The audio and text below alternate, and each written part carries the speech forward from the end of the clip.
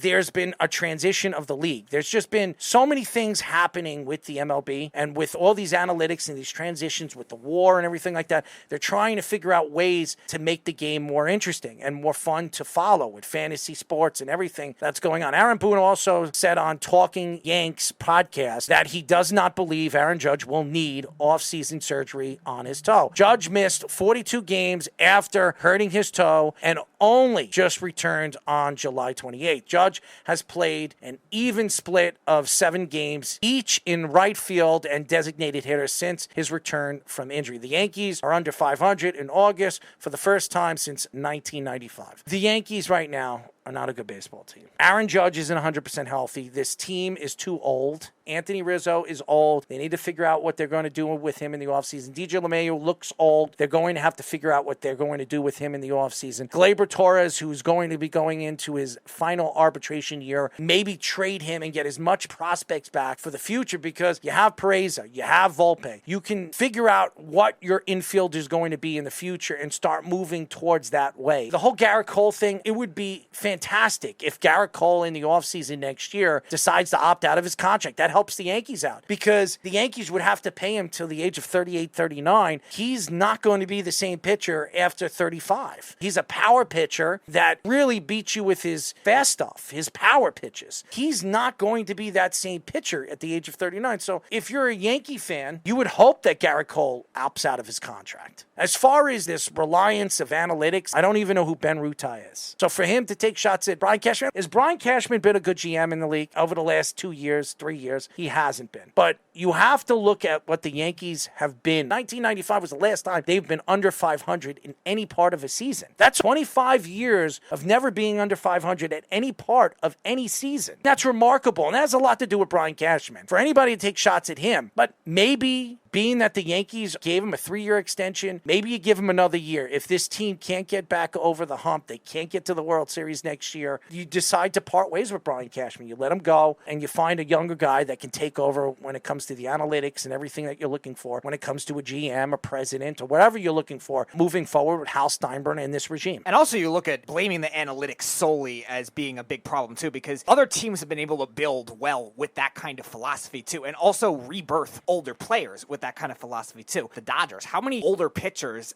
or guys that were previously struggling in other teams have the Dodgers been able to rebirth and make work for them, even if it's just for the 1 or 2 years? That's analytics. Houston does the same thing. They're an analytics factory. I know the cheating scandal, fine, but they've been one of the best run teams in the last 7 years because of that. And same kind of thing with the Rays and the Braves, all these other teams you think of now that are just well-oiled machines. That's not the analytics fault that the Yankees have not been able to develop players the same way. I think the biggest thing that's hurt the Yankees prospects the last couple of years has just been injury management, too. Look, guys like Clint Frazier and Florial, all these guys that were considered top prospects. Deivi Garcia got hampered with injuries, and the Yankees have now had that happen to their veteran players too, like Aaron Judge, like Giancarlo Stanton, and that's hurt them. I don't think it's really the analytics fault. I don't think it's necessarily Brian Cashman's thought on the data. I think it's more of his player types that he's brought in. He just hasn't been able to bring in the same types of players to well-round these guys. Analytics can be used to help smaller players, guys with different body types to be like more contact hitters, turn into power guys too, and especially in Yankee Stadium, that should be the case. It's going to be very interesting moving forward in the offseason on what the Yankees are going to do, what Brian Cashman is going to do. I think Aaron Boone is probably going to be looking for a new management job at the end of the season. I think the Yankees are going to have to be looking for a new manager, a new voice in that clubhouse, because Aaron Boone has lost his voice. I don't think any player believes that he is the manager that's going to lead him to the promised land. I think Mark DeRosa is a guy that I would definitely interview, coach the United States team. I think he could be a very good manager for the New York Yankees. I think that the Yankees interviewed him a couple of years ago. I think they should interview him again. I think he deserves a management opportunity. Another guy that I would look at is David Cone, very bright guy. He's worked for the New York Yankees organization. He's a great pitching mind, and he wants to manage too. And he did interview for the job before Aaron Boone did. Carlos Beltran is another guy that the Mets parted ways with him because of the cheating scandal with Houston. I would love to see Carlos Beltran interview for the job. He was working with the Yankees. I would love to see Carlos Beltran maybe be interviewing and get the job for the New York Yankees. Beltran, Cone, and then Mark DeRosa. Those are 3 guys that I would love managing the New York Yankees moving forward. If they can get one of those, I'd be a very happy camper.